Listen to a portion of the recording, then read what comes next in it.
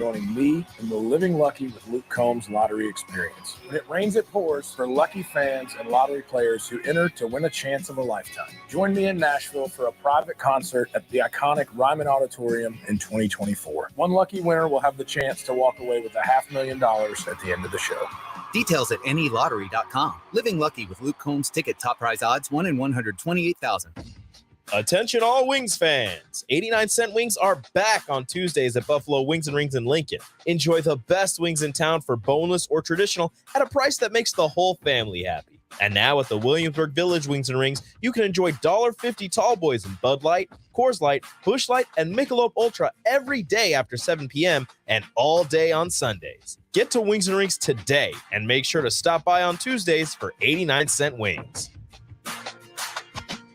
There's a lot of realtors in Lincoln, but don't get overwhelmed by names. Ben Blythe with Professional Realtor Group at Berkshire Hathaway Ambassador Real Estate is your go-to option when buying or selling residential and commercial property. Ben's team offers unbeatable customer service and promises to make the buying and selling process as stress-free as possible. Call Ben today at 402-419-6309 for all your real estate needs. Ben Blythe with Professional Realty Group at Berkshire Hathaway Ambassador Real Estate. No pressure, just professionalism.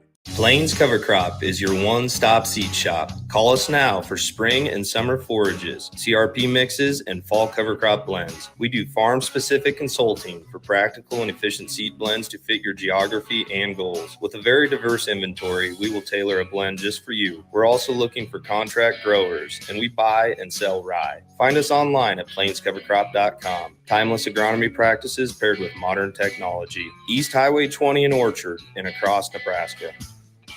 If you're in Lincoln, Waverly, or the surrounding area, listen up. Select Plumbing gets it right the first time on a variety of issues for your home and business, including general plumbing, water heaters, faucet and fixture repair, underground sewer and water repairs, backflow testing, and more. Keep your property free from leaks and other issues. Call today for a free estimate at 402-560-6197. Plus, they're hiring service plumbers. If you're in Lincoln, Waverly, or the surrounding area, contact Select Plumbing to inquire at 402-560-6197.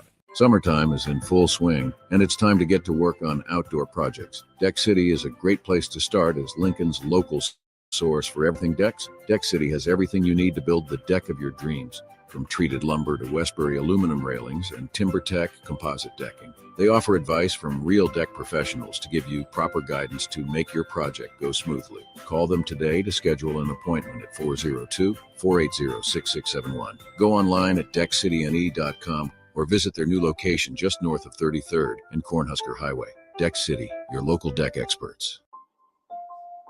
If you or someone you know is having thoughts of suicide or experiencing a mental health or substance use crisis, call 988 for free, confidential, and compassionate support. On July 16th, the National Suicide Prevention Lifeline is transitioning to 988. There is hope.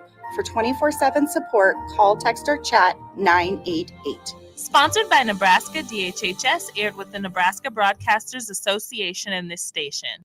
This is On the Block with Strick and Austin. Nebraska Basketball Hall of Famer and 9-year NBA vet, Eric Strickland. Strickland for three! And you're going to go out of here as the Big 8 tournament champion. Middle school basketball coaching legend and Duke basketball shooting coach in his mind, Austin Orman. Coming at you live from the heart of America, on air and online at theticketfm.com. Brought to you by Mary Ellen's Food for the Soul. This is On the Block with Strick and Austin. Happy Thursday. Welcome to it here on The Block. I'm Austin Norman, joined by the 9-year NBA vet, the Husker Hall of Famer, decked out in his scarlet and cream, Eric Strickland. Happy Thursday, Stricky. What up? Doing all right, man. How are you today? Good. Beautiful day on the Truly. block. Beautiful day to go get yourself some Mary Ellen's. Truly. Down at 27th and Pine Lake. And a beautiful day to be tuned into On the Block. You're listening to us on the radio at 93.7 on your FM radio dial. Facebook, YouTube, Twitch, and Twitter streams are up and running for you. Subscribe there. Make sure you don't miss a thing. Download our free app on your phone as well. Numbers for you to get into the show, 402-464-5685, the Honda of Lincoln hotline, and Starter Heyman text line. All right, Strick, no beating around the bush. It came out during Old School yesterday, about halfway through the show, and I immediately sent it to you for some thoughts. Told you we were going to talk about it today. The Phoenix Suns in an era of change. Monty Williams out the door earlier this offseason. The next guy on the way sounds like it's going to be Chris Paul. Yeah. The Suns are reported to be exploring trades to get him up and out of Phoenix, but if that doesn't work, they'll just straight up waive him and make a free agent. What do you make of that decision? I can understand. It's just one of those things where his availability hasn't really been there for the last few years. If you cut bait, you're talking about $15 million as opposed to like some $36 million that you could save, which could give you an opportunity and him an opportunity to go where he would like to go. Now, let's just be honest about where he's probably going to be looking. Across the border to your left-hand side, because him and another gentleman in the LA area. Potential city named after angels. Yeah. They have a great relationship. So now the key is going to be Chris Paul's demand. I think at this point in Chris Paul's career, he's made some close to $300-some million. When you look at that part of it, he may be willing to take a veteran, the veteran mid-level exception, or somewhere along that line where it's not necessarily about the money for him. It's about where he would want to be, the location. Obviously, you've got to figure in his mind that he's looking for a championship ring for legacy purposes. And that's probably going to be the direction that he chooses to go and be in line with. You mentioned Los Angeles. We'll get there in a second. Do you think that this decision was one that the Suns and Chris Paul came to together? Was this Chris Paul asking for it, or is this the Suns recognizing that Chris Paul might not be a star, the point guard, the way he used to be? Well, I mean, obviously, new ownership. Anytime new ownership comes in, things change. I mean, that in essence is how I ended up a Dallas Maverick. New ownership comes in. There's no loyalties to anybody that's on that roster. They told me specifically that everybody is up in the air, and as you can see, what had transpired, everybody was. I mean, Jimmy Jackson, Jason Kidd, everybody gets unearthed, and they really started afresh. But there were 3 players that were there at that time, so there are probably players on that time on that roster now, either that they want to get a better look at. Maybe there's somebody in their G League system. Maybe there's somebody in the G League that they're looking for, because to get rid of a former coach of the year, a multiple all-star, first team all NBA type of player, that means you're looking to do something different, and obviously your focal points is going to be Devin Booker and Kevin Durant. So they want to move Aiden, they're not making any they're not trying to hide that in any form of fashion for that. So yeah, man, it's just one of those things. I think they understand what they're gonna have to do. They got a true awakening call in the playoffs, and I think they're trying to figure out what's the move. What are we gonna have to do to make this team better? And I just don't think that his availability in the long run is something that they feel, with that kind of money on the line, just cut bait with it now, and let's see if we can find something out there. Is there any aspect of this that might be the Suns thinking that Devin Booker is ready? Because, yeah, I know you went and you traded for Kevin Durant, but I think part of the appeal of Chris Paul was to help Devin Booker take that next step, to help set him up, to keep teaching him the game. Do you think any of this has to do with the Suns being comfortable with Devin Booker as the face of their franchise for the future? I mean, yeah. I mean, you could just tell by the steps that they're making. That's the direction that they're looking to go. It's Devin Booker's team. They know that Kevin Durant's not going to be around too much longer. They're just hoping that he could be a piece to kind of spread out just some of the workload.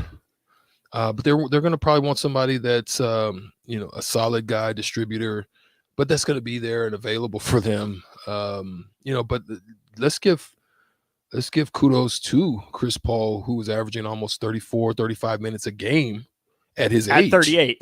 You know what I mean? So I mean, that's not going to discredit him for, because he did put in the time. So, yeah, I mean, shoot a hamstring or something, that kind of workload at that age. So, yeah, man, I hope they can find what they're looking for. But Phoenix is really they're looking at the landscape of the West right now, and they're just trying to figure out how we can start to move up the ladder because they don't feel that they're there right now.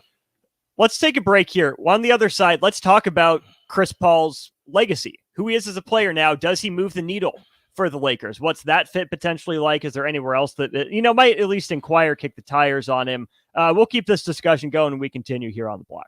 The Southern Pecan Cake from Beatrice Bakery. They don't just let you call anything Southern, especially when it's baked right here in Nebraska. There are standards you have to meet, like the rich, decadent, moist caramel cake? Check. Bursting with too many large pecans to count? Check. Big enough to share with the whole group? Check. But delicious enough that you won't want to share?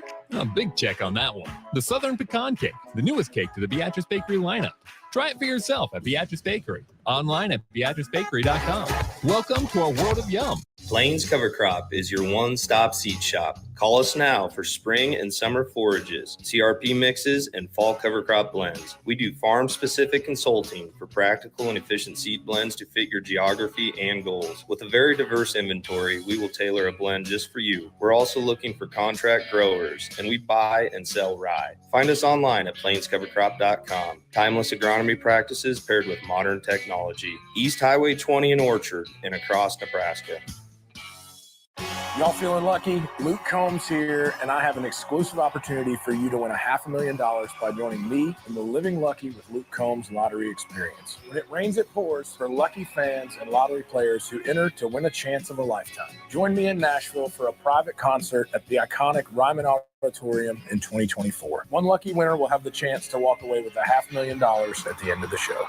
Details at nelottery.com. Living Lucky with Luke Combs ticket top prize odds 1 in 128,000. If you're in Lincoln, Waverly, or the surrounding area, listen up. Select Plumbing gets it right the first time on a variety of issues for your home and business, including general plumbing, water heaters, faucet and fixture repair, underground sewer and water repairs, backflow testing, and more. Keep your property free from leaks and other issues. Call today for a free estimate at 402-560-6197. Plus, they're hiring service plumbers. If you're in Lincoln, Waverly, or the surrounding area, contact Select Plumbing to inquire at 402-560-6197.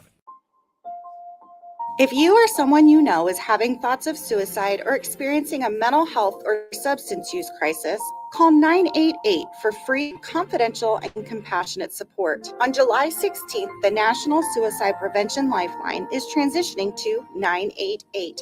There is hope. For 24/7 support, call, text, or chat 988. Sponsored by Nebraska DHHS, aired with the Nebraska Broadcasters Association and this station. Whether you like fishing together or fishing to get away, for the thrill of reeling in a big one, or just going out to have a good time, on the banks of your local pond, at a bend in a river, or on one of our many lakes and reservoirs, you'll always find the perfect place to cast a line. Here, beneath Nebraska skies. Start planning your next fishing adventure today at letsfishnebraska.com. Sponsored by Nebraska Game and Parks, aired with the Nebraska Broadcasters Association and this station. There's never been a better time to earn more on your checking account. Open a free Kasasa Cash checking account with Liberty First Credit Union and earn up to 5.5% APY for up to $40,000. It's simple. Open your Kasasa Cash checking account online or stop into any of the 4 Lincoln locations or Seward and Omaha branches. Liberty First makes switching easy, and Kasasa checking is always free. See libertyfirstcu.com for details. Federally insured by NCUA. Liberty First Credit Union. Banking with purpose. The sweet relief of air conditioning after a hot day in the summer sun. For only $2.88 a day, LES helps power life's special moments and your comfort. Learn more at les.com/value. Too many people believe that chronic pain, allergies, or illness are permanent and something you're stuck with. Novotny Nutrition and Wellness has been proving that narrative wrong for 29 years and changing lives for the better in the process. Their team is trained in the newest, most advanced pain-relieving techniques and ways to deal with toxins, allergies, pollution, and emotion that make you ill. Call today for a free consultation at 531-254-5695 or go to novotnynutritionandwellness.com. Novotny Nutrition and Wellness, located at 7th and Superior. Start your Sundays off right with Jeff and Nicole Essink on Fitness Fanatics. Jeff and Nicole discuss health and wellness, how to achieve fitness goals, and more through the life of gym owners and gym goers. It's Fitness Fanatics from 9 to 11 a.m. on Sundays on 93.7 The Ticket and theticketfm.com. The weather is hot, the kids are out of school, and you're on your way to the lake and summer road trips. Are you getting to your vacation spot comfortably, or is your car letting you down? Mullen Motors Lot is full of great vehicles to take home, so you don't have to worry about your current car barely surviving another road trip. Come check out their lot just north of 48th and Layton and find your next ride for summer road trips and beyond. Mullen Motors. No tag-ons, just quality vehicles. Mullen Motors. Finally, a good reason to have a smart house. Just say, Alexa, play 93.7 The Ticket, and we'll magically start playing. How's it work? Nobody knows. Don't ask questions. Now back to On the Block with Strick and Austin on 93.7 The Ticket and theticketfm.com. I'm here on the block. Chase B, thanks for texting a happy Thursday to you, our guy. Not just my guy, not just Strick's guy. Chase B, you're our guy. Appreciate that. And then, Strick, we have another text leading into what I want to talk about, the fit between Chris Paul and the Lakers, where it seems like he will be looking. Texter says the last thing the Lakers need is to get older and more injury prone by adding CP3. Mm-hmm. That is, unless they're looking to elevate their flop game, which is already high, then I suppose go for it. That's the risk, right? And adding Chris Paul, that he hasn't been available when it matters most recently, right? I mean, that was one of the things that I was going to say. I mean, because when you look at it, Chris Paul's stats are over his career. The course of his career has been phenomenal. Some of the things that have went down a little bit has been his steal numbers. I mean, he's one of the better steal guys consistently throughout. But something that has been good about him has been his turnover, ratio number. Yes, his turnovers are, at his best is 11, 10, but he's always been, close to there, and he averages about 10 a game at 9.5. Mm-hmm. But his turnovers were more efficient. So he wasn't turning the ball over as much. Mm-hmm. And his shooting numbers are down a little bit as far as not being able to get consistently to his mid-range. He's consistently been close to 50%, even to the latter part of his career. His best was with the first year in Phoenix in 2021. He shot about a 40% clip and 37.5. So it just depends on what you're looking for, right? If you're looking for a guy that's going to distribute, get everybody where they're supposed to be, take some of that pressure off of LeBron.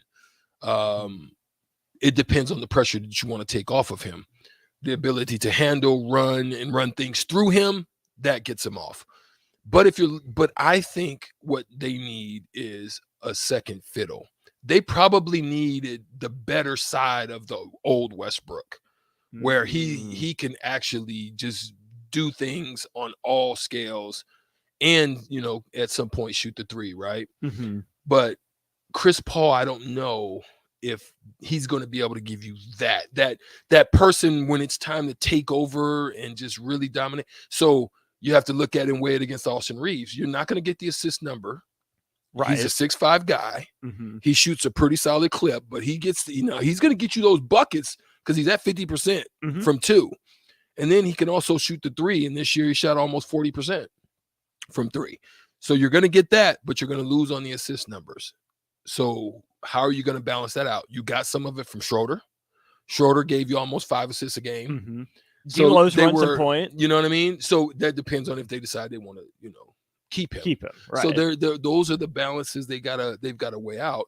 Do you want a Chris Paul kind of on his elderly side? What type of contract? Now, if you can get Chris Paul on a low, that might be something you can kind of have a discussion about. If he comes and he's going to come at a veteran minimum, or if he's going to want like that top tier type money, then that would be something that I would probably pass on and look to a younger group of guys that I just talked about. The other thing that I think is interesting about this conversation is that regardless of where Chris Paul goes, I think the way he's been talked about recently, even with him, going from the Clippers to Phoenix, he was talked about, as part of that big three. Like he's one of the stars.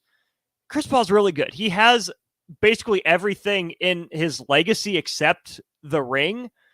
But Strick, I think that's a little unfair to him right now. He's not as good as he used to be. Yeah. Father Time's catching up to him. Chris Paul's a role guy. Yeah. He's a role guy right now. So I worry that he's going to continue to be good, above average, fine, but I don't think he's enough to necessarily, push that championship ceiling. Yeah, I agree. Yeah. I mean, there's nothing else to really add to that, Austin. I think you're right. I don't think he's a needle mover for where the Lakers are. Like, if it was to be there, I don't think he's a needle mover for them. And at that point, if you're the Lakers, are you signing him to keep LeBron happy, or what's the point of him? Yeah. So right now, I mean, you've got to look at there's some schism between LeBron and gosh dang, I almost said Kupchak, but it ain't Kupchak. Pelinka. Yeah. There's some schism between them right now. So for LeBron doesn't have the same credibility after the Westbrook move to go over and sit down in the office and tell him, I want even the AD move. Chris Brown. That's what I'm saying. Yeah. So things. I want to give a hand clap to Pelinka. I'm going to be honest. I didn't think he could get done what he did, even to get the Lakers to where they are now. So, obviously LeBron is leveraged playing right now. A lot of conversation about retiring. A lot of conversation about possibly going somewhere else. I got to consider it. All those are plays to basically retake leverage. It's kind of like you would do if your girlfriend tried to switch it up on you, and she really did something. She's mad, but she tries to switch the technique up on you and throws. Oh, you just really didn't. You weren't here on Valentine's Day, so you just didn't do that for me. Well, I wanted my flowers and you didn't get them. Oh, okay, let me go get the flowers. You know what I mean? It was just switch it up, and vice versa. If a guy was trying to pull something, he cheated and he tried. You know what I'm saying?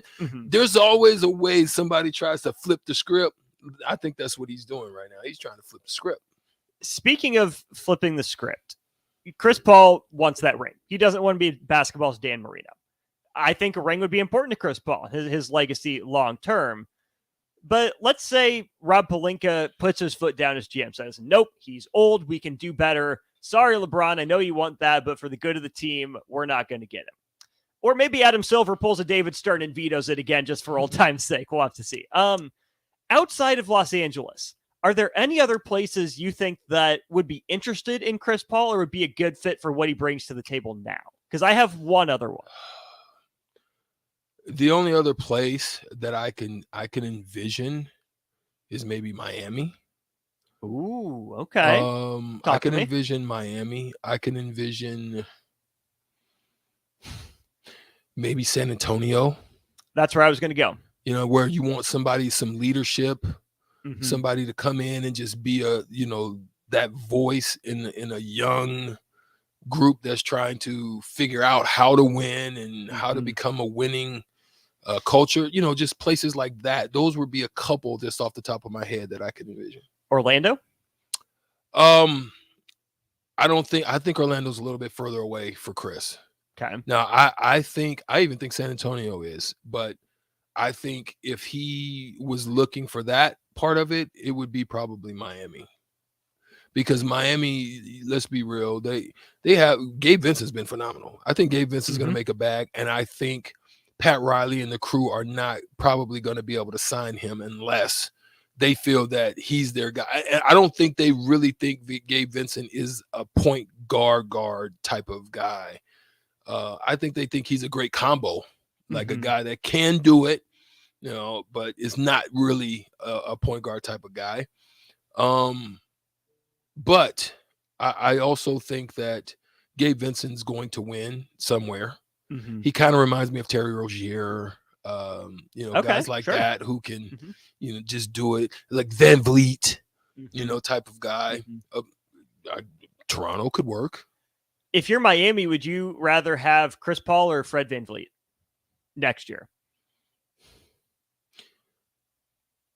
I would probably say Van Vliet because at this point, the track record could show me that he's going to be available. He has championship pedigree. He knows how to do it. I think he would be a great complement to what's going on down there in Miami. He's younger. His contract's probably not as crazy. Van Vliet or Dame? Dame for sure. Even for what you'd have to give up to get him. Yeah, it just depends on how far away they feel that they are. I mean, I think if they come up really short in this finals, they could look at it from a standpoint that, will a Dame get us over? Because to me, Miami right now, if you look at it, they're like Kyle Lowry is just basically an older Van Vliet. Sure. Just an older version. Sure. Right? I think Van Vliet, as he gets older, will become similar to Kyle Lowry in style. Okay. So I think that's how they would be looking. I think they would be looking at it from a standpoint of, okay, if we had a younger Kyle Lowry, would he have gotten us there? Because if we do bring this in, then this is what it's going to look like. Basically a younger version of him, younger style of play of him. Same type of attack, same cerebral aspect to the game, probably can shoot it a little bit better with more legs and consistency.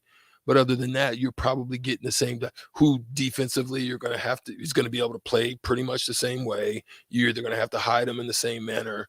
Got same type of heart. I think they're kind of very similar in style. Speaking of the Heat, while we're there, they fall to the Nuggets in Game 3 last night because Denver's two main dudes went off in Jokic and Murray. There have been 8 guys that have recorded a 30-point triple-double in the NBA Finals in history. There were 6 before last night, but Jokic and Murray became the first pair of teammates ever. That's crazy. That's insane. Yeah. Only with 109 points, too. Let's just look at that. Now, I'm not. You could kind of maybe say if they had 120 points, okay, you could see maybe that happening, but only with 109 points. So that means their usage rates and stuff were very consistent, and you can tell by the efficiency of how they shot the ball. Absolutely. A big part of that, I got to shout out Dan Devine, who writes for Yahoo Sports right now. He notes that Denver ran 32 Jamal Murray, Nikola Jokic pick and rolls in Game 3. That's the most they've run in any game all season. Who would that remind you of? Stockton Malone. There you go. They basically took a picture out of the old other side of the Rockies type of look. My question for you is this. It reminds me of Stockton Malone, but the other thing, when I see the 32 is their most all year, it also reminds me of, honestly, the big 3 Warriors when they were at their peak. We know Steve Kerr likes to run his motion system, get everyone involved. But against the Cavs in the finals, they ran more, Steph, Draymond pick and roll than they did anywhere else. How important is it for a team to have their offense that they normally run down pat, able to do that? But then when it comes to crunch time, like a tied finals where you're a favorite and there's a lot of pressure on you to get it done, you're going to just be able to bust out your 2 best players in a 2-man action. Yes, sir. That's it. I mean, it's like, look, we're on the road. This is to them, this is a must win. Like, we need to change this back to home court advantage ASAP. Like, not the next one, because intention can begin to build amongst your group. Now, I will say this too. Miami Spoelstra is going to depend on, is he going to over adjust, or what type of adjustment is he going to make? Because if I'm Malone, I'm anticipating multiple adjustments that Spoelstra may try to make, which would be that would be hard for me to assess. But I would be anticipating. I would definitely be saying hard rotations, get it out of his hands with a weak side guy, just pretty much swarm jumping Jokic on any passes, because Jokic will find you. Like, the minute he catches you, swarm jump, which will allow your guys to kind of backtrack enough to where rotations can happen. I know if you're listening on the radio, it would be hard to explain what I'm saying, but a swarm jump is as a guy comes over, because there's going to have to be a hard hedge to contain Murray. Keep him in the box. You got to keep them close. Like, you can't let too much separation happen between that pick and roll, because it creates more space, which creates more distance for you to have to recover, get there and recover. So you want to keep them in a tight box, maybe a little nudge, a little bump to keep Jokic just slow enough to get off. So once he catches it, you swarm jump, like you're jumping, you're really big, and you're forcing any pass directed out. So that next rotation guy knows I'm going there, as opposed to giving him multiple options. So if I'm them, I'm envisioning that, but in the midst of that rotation change, I'm sending a cutter. So if I'm Denver at that point, I'm having a weak side high cutter, which is going to pull that next guy in or that retreat guy in, which opens up that 2 lane for Jokic to be able to see. Yeah. And then you've got 2 shooters, a Porter and maybe Christian Brown, over there. You understand? So I can envision them looking at multiple ways in which they're going to try to stop that, because they figured that they take away options for Jokic, make him more of a scoring dominant player. Now they've got 2 of them going nuts, but it's because of the 2 pick and roll styles, the Stockton-Malone connection. That was their adjustment. They're like, look, everything is going this way. There ain't gonna be nobody else in it. Don't come up here, Gordon. This is what it's going to be. Take this. And they did. They did, and they did time and time again, with both of those guys having 30-point triple-doubles. The other thing I want to pick your brain on about how Miami defends it, to me, it just feels like they want to create chaos. Or the other thing with the swarm jump is, can you keep that window closed a half beat longer? Stay in that passing lane to not let him hit the back cut. Yeah. To give your guy that extra step to recover. That's all I'm talking about. That's what I'm talking about. They're going to have to do something to eliminate that. So it's got to be angled. It's got to be, you can't be close enough to Jokic for Jokic to get you, break that pain, go right past and go by you, so you have to be a little bit distance to be as big as you can, but also that circle on the trap is close enough to challenge any short shots that Jokic may take too. So it's a balancing act of kind of distance, proportion, range, and then also the way. So your swarm jump would be probably more at a slight 35, 45 degree angle to take away one thing of the pass, to put a focus on the corner pass. Funnel it where you want it to go. Where you want it to go. That way, if you then have to go with that rotation guy, he knows without a shadow of a doubt that he can fly out to that guy, run him off a 3, and see how our recoveries are from there. Scramble. Question for you from the text line. Unnamed texter says, does Joker remind you more of Greg Ostertag or Big Country Bryant Reeves? Oh, no, none of them. Just to answer your question, I would probably say more Bryant Reeves. I think Bryant Reeves had a little bit more. Bryant Reeves had a little bit better touch. Bryant Reeves also could pass a little. He wasn't Joker, but Ostertag was like, yeah,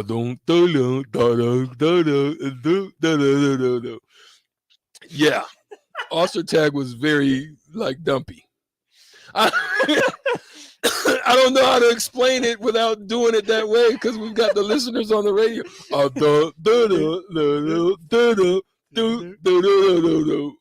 Yeah, you know what I'm saying. Methodical but lethargic. Maybe. Yeah. Defense only. Whereas Jokic might look it but doesn't play it. Yeah. There you go. But you get surprised by Jokic sometimes. Jokic will rebound that thing and get to bouncing it up. He looks like but he might look away and you might think, oh, what is he about to do? And then he drops one on you. Like, oh my goodness, I didn't see that coming. Yeah, that's Jokic. But again, the answer is neither. Neither. Yeah. Jokic is himself. Good stuff there on Chris Paul to potentially the Lakers and the NBA Finals. We got the shootout with Strick next. NFL rushing leaders, especially since the 2016-17 range, with Dalvin Cook being released by the Minnesota Vikings. That's what we'll talk about if we don't have a contestant, but we want you to play for $30 to Buffalo Wings and Rings. Call now, 402-464-5685. Take on Strick in trivia. We'll play the game next. Y'all feeling lucky? Luke Combs here, and I have an exclusive offer for you to win $500,000 by joining me in the Living Lucky with Luke Combs lottery experience. When it rains, it pours for lucky fans and lottery players who enter to win a chance of a lifetime. Join me in Nashville for a private concert at the iconic Ryman Auditorium in 2024. One lucky winner will have the chance to walk away with $500,000 at the end of the show. Details at nelottery.com. Living Lucky with Luke Combs ticket top prize odds 1 in 128,000.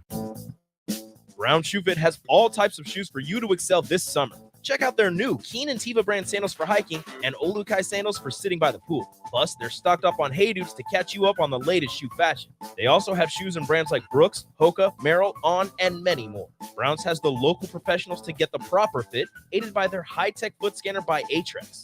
Stop by Brown Shoe Fit today, just south of 66 and Q in Lincoln. There's never been a better time to earn more on your checking account. Open a free Kasasa Cash checking account with Liberty First Credit Union and earn up to 5.5% APY for up to $40,000. It's simple. Open your Kasasa Cash checking account online or stop into any of the 4 Lincoln locations or Seward and Omaha branches. Liberty First makes switching easy, and Kasasa checking is always free. See libertyfirstcu.com for details. Federally insured by NCUA. Liberty First Credit Union. Banking with purpose. Too many people believe that chronic pain, allergies, or illness are permanent and something you're stuck with.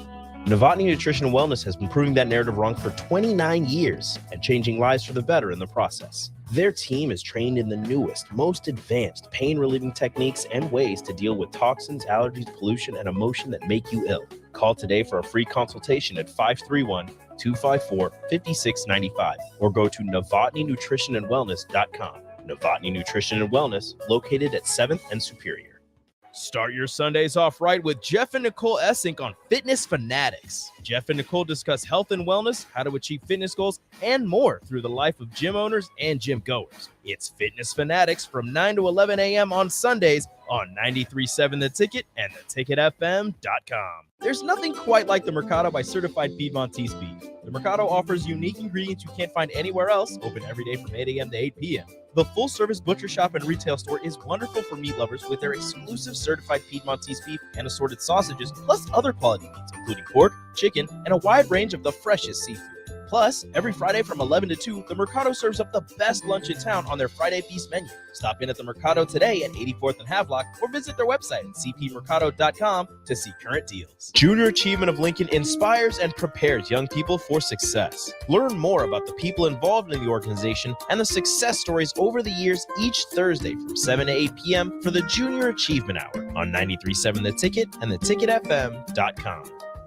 Are you working in or looking to get into the electrical construction industry? The electrical workers of Local Union 265 are now hiring licensed journeymen and apprentices and are offering great pay and benefits. Call Mike at 402-875-1034 to apply. Start your electrical career today.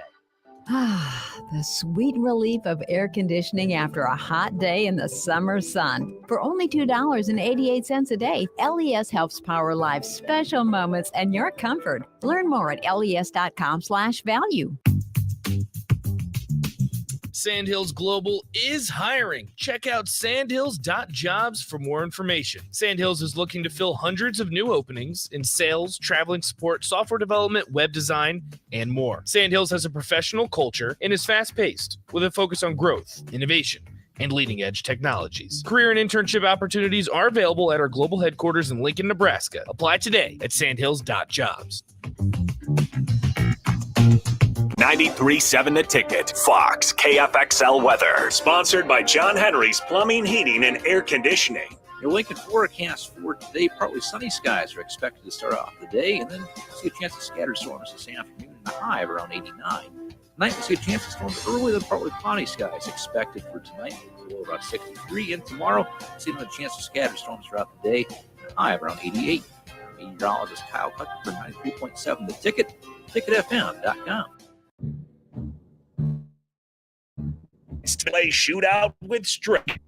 Call now 464-5685 to take your shot against Eric Strickland. Shootout with Strick. Brought to you by Buffalo Wings and Rings. Time to play the game! That's right. We are playing the Shootout with Strick for $30 to Buffalo Wings and Rings.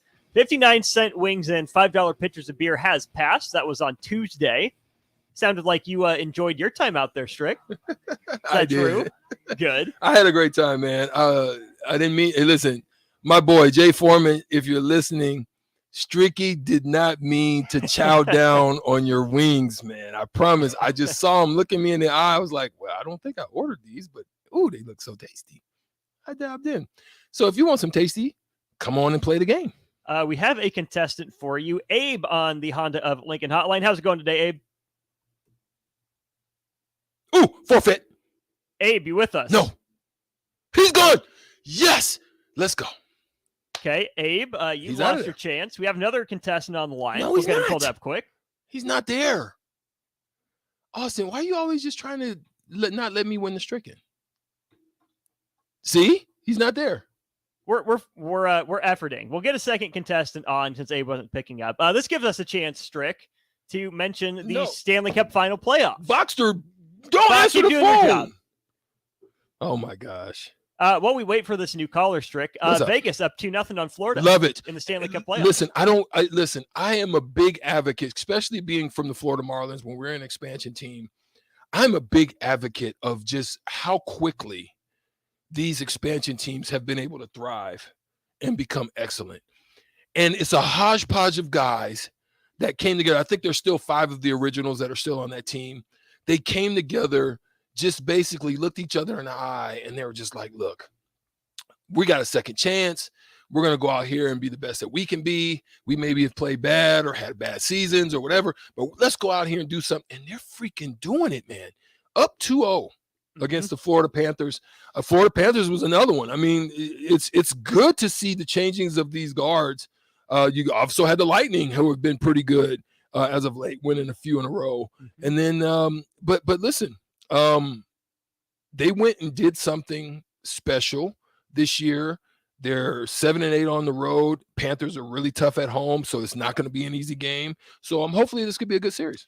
It's been 5-2 Vegas and 7-2 Vegas. I don't know much about hockey, but I know that's a lot of offense. It's a lot of offense, and they've been doing that throughout the playoffs. I mean, they closed out Dallas in Dallas. They closed them out like 6-0. Like, I mean, just gave them the goose egg on the way out the door. Said, go fishing on this.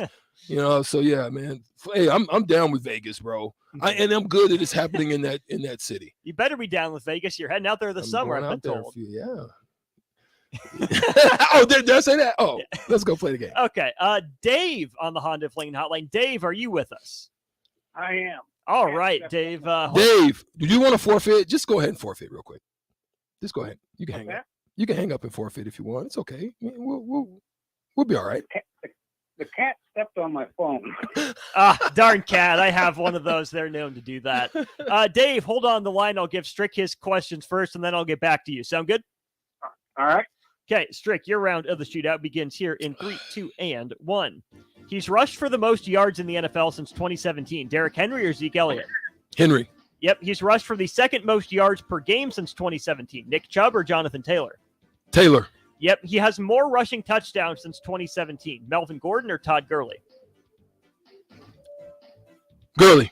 Yep, and he has the most career receiving yards by a running back. Alvin Kamara. A fantastic guess. It's Marshall Faulk. Oh, dang, that is right. You know what? Greatest show I didn't on listen. turf. I did not listen to the full question because Marshall Faulk was a beast with Isaac Bruce and all them. Man, Torrey Holt, Kurt Warner. Shoot. I forgot about that, bro. Yeah. Good one. That was a good question. Okay, Dave, 3 to tie, 4 to win. You ready for your round of the shootout? I guess. All right, starts here in 3, 2, and 1.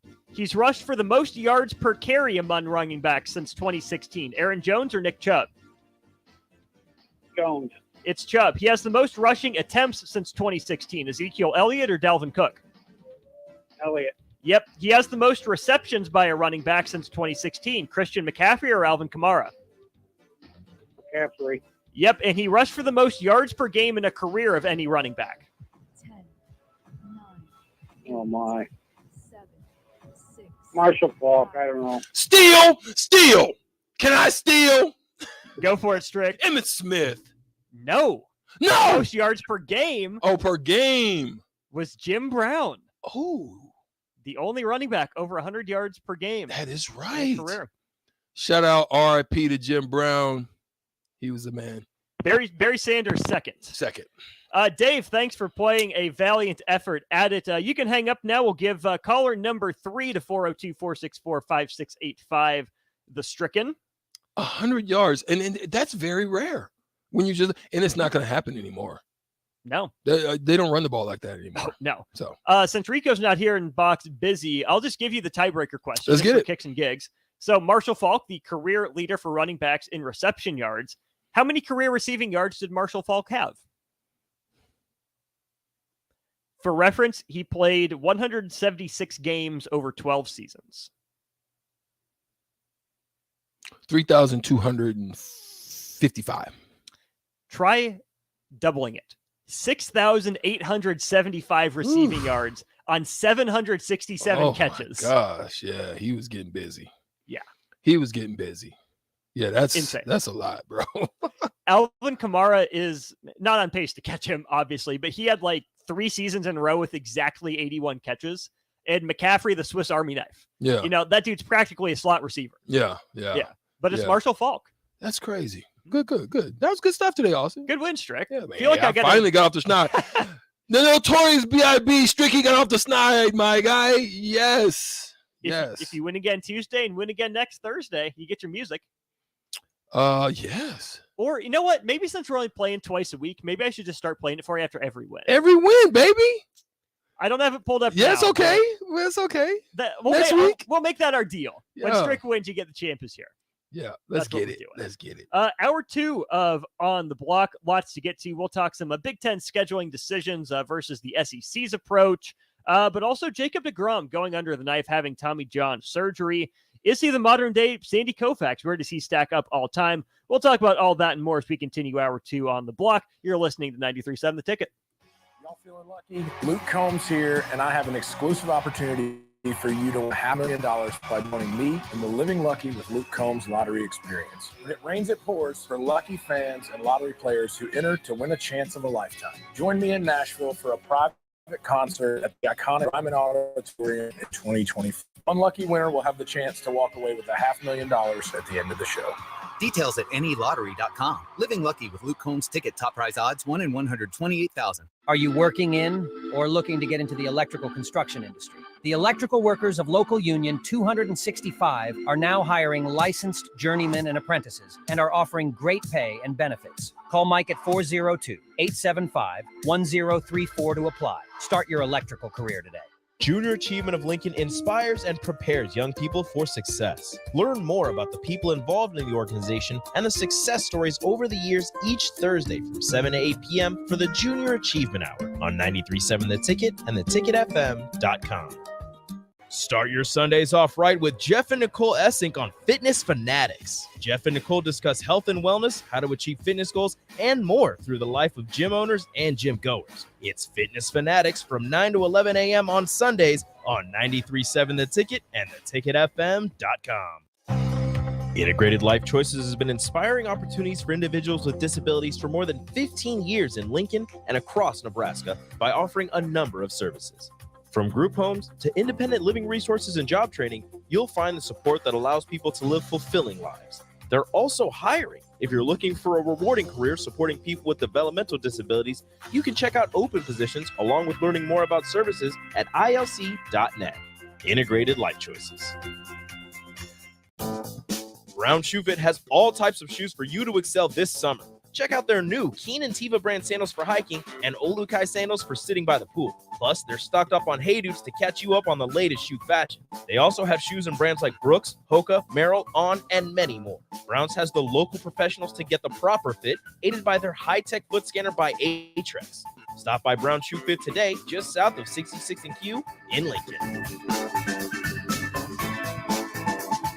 Big box stores are tempting for buying equipment for your high schooler in sports or for yourself in your sports leisures. But buying new is awfully expensive. Why not go somewhere with new and used options? Play It Again Sports is quality, slightly to gently used equipment, and 50% of their inventory is actually new equipment. And it's more than baseball, softball, and golf. They also have equipment for disc golf, fitness, hockey, and more. Plus, they're always buying products. Bring your gear you're done with and get trade money on the spot. Play It Again Sports at 48th and Vine. 93.7 The Ticket. Fox KFXL weather. Brought to you by Bryant Air Conditioning, Heating, Electrical, and Plumbing. Your Lincoln forecast for today, partly sunny skies are expected to start off the day, and then see a chance of scattered storms this afternoon and a high of around 89. Tonight, we'll see a chance of storms early and partly cloudy skies expected for tonight. We're about 63, and tomorrow, we'll see another chance of scattered storms throughout the day and a high of around 88. Meteorologist Kyle Hutton for 93.7 The Ticket, ticketfm.com. Too many people believe that chronic pain, allergies, or illness are permanent and something you're stuck with.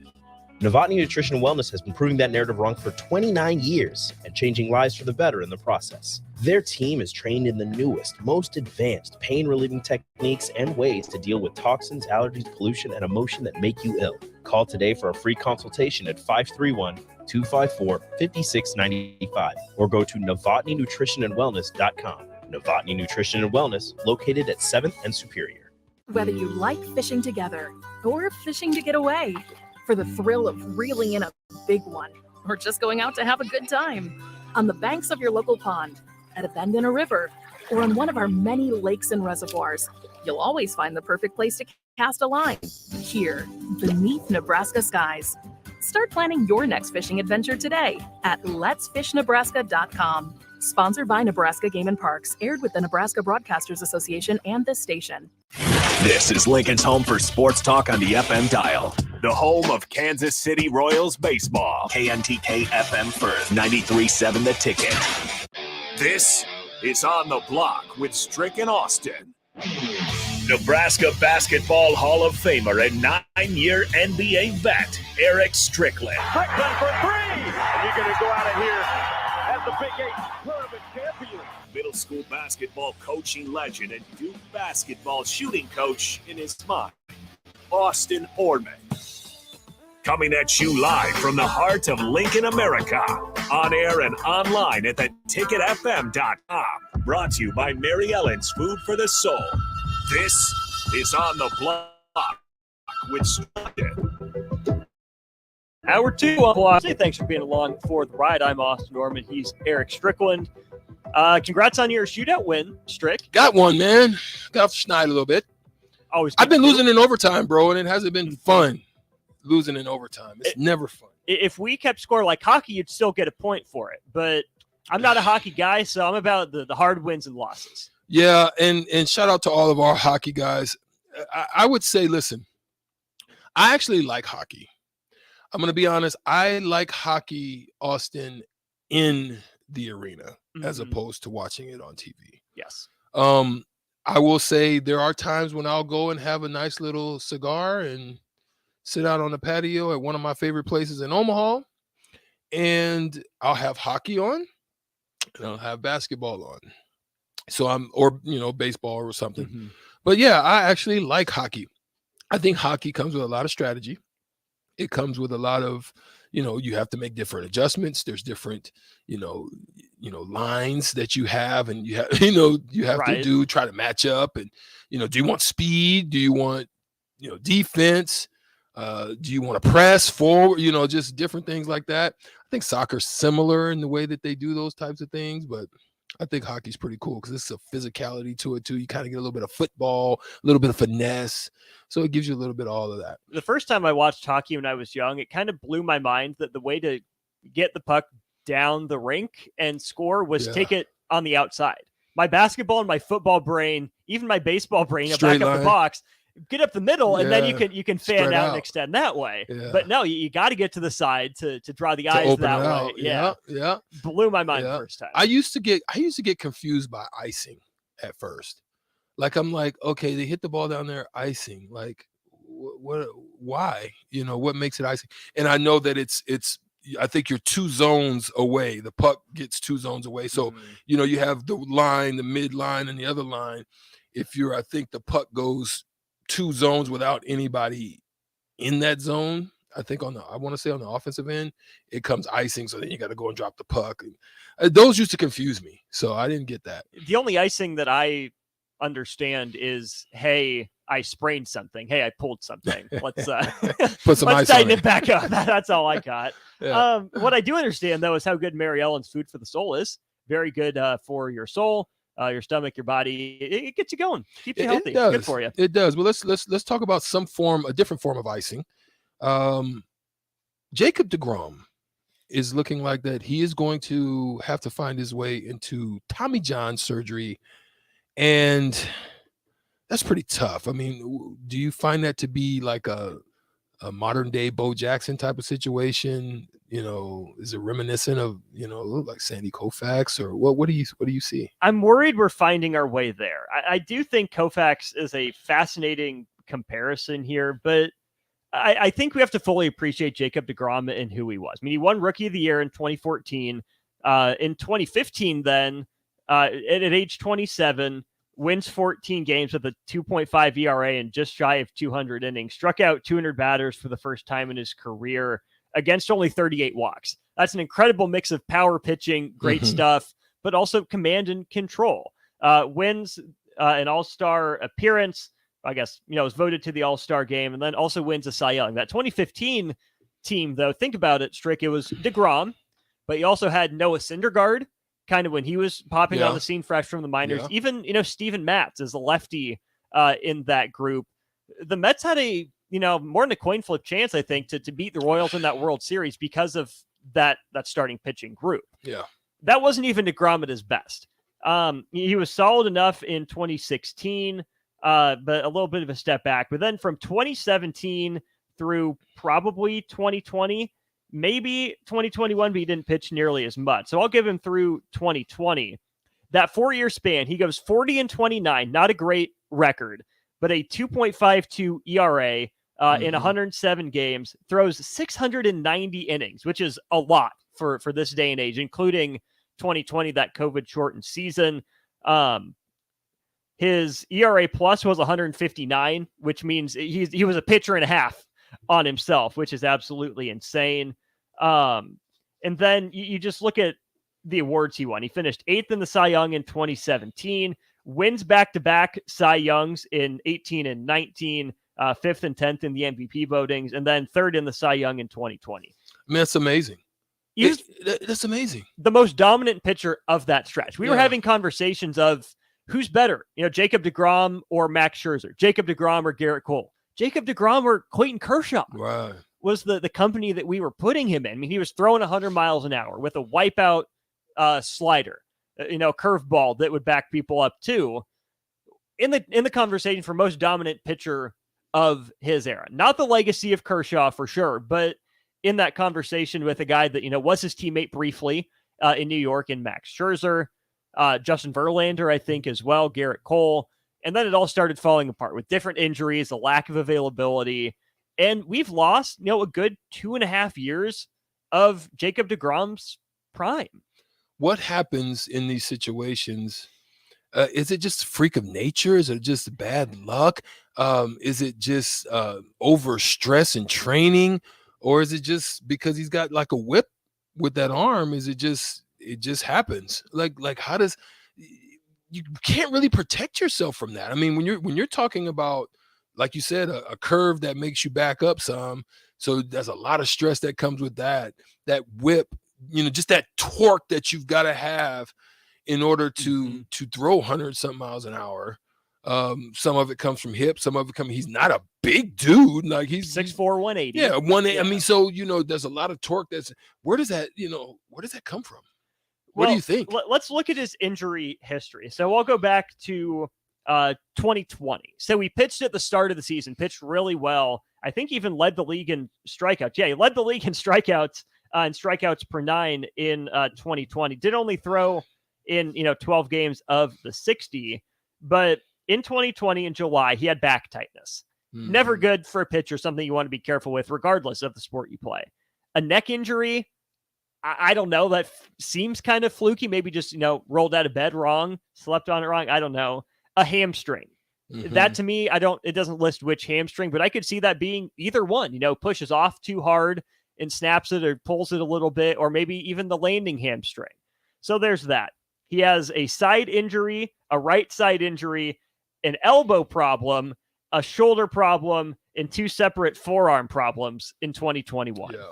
That's arm. Yeah. That's not good. And then 2022, shoulder issues, gets shut down.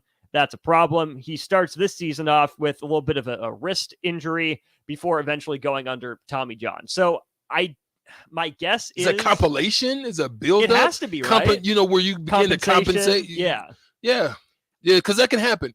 I can tell you that's what's giving me fear, Austin, as to why I don't play, because I just tell myself I can do it, but I know that I would be compensating on my Achilles tear foot, putting more stress on this side, which could either lead to knee or the other Achilles. And it's sometimes it's just that imbalance on some end. Sometimes you might over rotate. There's something that you change, but hopefully you don't, because you want your mechanics to be totally in line in order to minimize injury. But it's just tough, man. I can just see how it looks like it's a compilation of just buildups on different things where you're trying to change to be able to do some of the things that you've still been able to do, and then you end up injuring something else. And it's unfortunate. I mean, we wish him well. I mean, I just hate that for somebody who consistently and constantly gets these injury situations that hurts their career when they're doing so well. Right. The Koufax comparison is really interesting to me. I think it's fair to say DeGrom had really a 5-year peak from 2017 through 2021. His ERA plus was 171, adjusted for era. So he's 71% better than your average pitcher. That's a huge number. That's awesome. Again, in the conversation for most dominant, Sandy Koufax, if you look at the last 6 years of his career from 61 through 66, an ERA plus of 156. But again, he was playing in kind of that, dead ball era-ish, right around that time. So there were a lot of good pitchers. But you look at Sandy Koufax's raw numbers. They're staggering. Led the league in strikeouts 4 separate times. It's 269, 306, 382, and 317. Led the league in batters faced the last 2 years of his career. Led the league in fielding independent pitching every last year of his career. Not just the National League, but all of Major League Baseball. The other thing that Koufax has, other than a year or two maybe tacked on his prime to DeGrom, is that Koufax has the narrative. He was a winner. He got 4 World Series, 2 World Series MVPs, 3 Cy Youngs compared to the 2 for Jacob DeGrom. So, but then also too, we got to take into account there wasn't as many teams, right? So, but I'm that's nothing to take away from Sandy Koufax's success. Koufax's success, but that's just something to kind of think about as well. It is. So I think I still give the nod to Sandy Koufax just because some of those numbers are just overwhelming. Yeah. I don't think Jacob DeGrom's a Hall of Famer. Wow. Explain. I just don't think he did it long enough. At his peak talent, what he proved, absolutely Hall of Fame level talent. I just don't think it's a Hall of Fame career. And that stinks to say, because it very easily could have been. But 4.5 seasons is a nice run, but that's not enough for me. It's not enough of not only a track record, it's not enough of a sample size, I don't think. What then, just throwing this back at you, what do you consider or think would be a good sample size, and what would you like to see in order to kind of be in the consideration or even be in the conversation of what could have changed that dynamic based on his tenure of career for you? If he would have been the best pitcher on the Mets in 2015 and won a World Series in his second year, I think that's a big legacy and narrative piece, because the Mets hadn't won one since 86, right? And he was leading the Buckner era. Okay. Yep. So I think that goes a long way. Obviously, you see my shirt on the stream, Royal shirt. Very glad he didn't. Appreciate him not doing that, but I think that would have gone a long way. Rookie of the Year is a nice little feather in the cap, but there have been plenty of guys who have won Rookie of the Year and not had great amounted to anything. So I don't really count that. If he had, been healthy he signed a 5-year deal with Texas just before this offseason. If he had pitched 2 or 3 years at Jacob DeGrom level and then gotten hurt the last couple of years, because right now he's 34, almost 35 right now. So if he had pitched till 37, 38 at that level and then fallen off, okay, he came up maybe a little late, but dominated while he was there. Can't necessarily blame him for a slow start because he was a shortstop for a couple of years in college. So I think 2 to 3 more peak years with this new team to live up to that contract before the injuries kicked in would have gotten him on the doorstep if he was that level. He could have been just kind of knocking at the door, ringing it, but he's not necessarily getting you to look through the peek hole, but you're on the Ring doorbell kind of just checking out who's outside. Right. And then you're having the Koufax conversation where is he one of the most dominant of his era? Maybe his numbers don't stack up all time, but can you talk about baseball in the 2015 to 2025 range without talking about Jacob deGrom? Right now, you'll bring him up in passing and say, oh, remember when he was at his peak, but there's not enough for him to, stay in that conversation with a Verlander or a Scherzer or someone like that. Well stated. I mean, that's good stuff, Austin. And let me ask this question. What would you have liked to see more, like, for example, I mean, we saw that we needed to see, but what do you think Bo Jackson's career could have been had he stayed in baseball? Yeah, we know his strikeout numbers were there, but what do you think it would have looked like if he could have really stayed in the game? You think he could have challenged like Barry Bonds or you give me your answer. You watched Bo. You're an Auburn guy. That's in your blood. I know that about you. You tell me about Bo, and then I'll try to follow up a little bit. I think for power, I think Bo can hit with the best of them when we saw it at the time where Sosa and McGuire.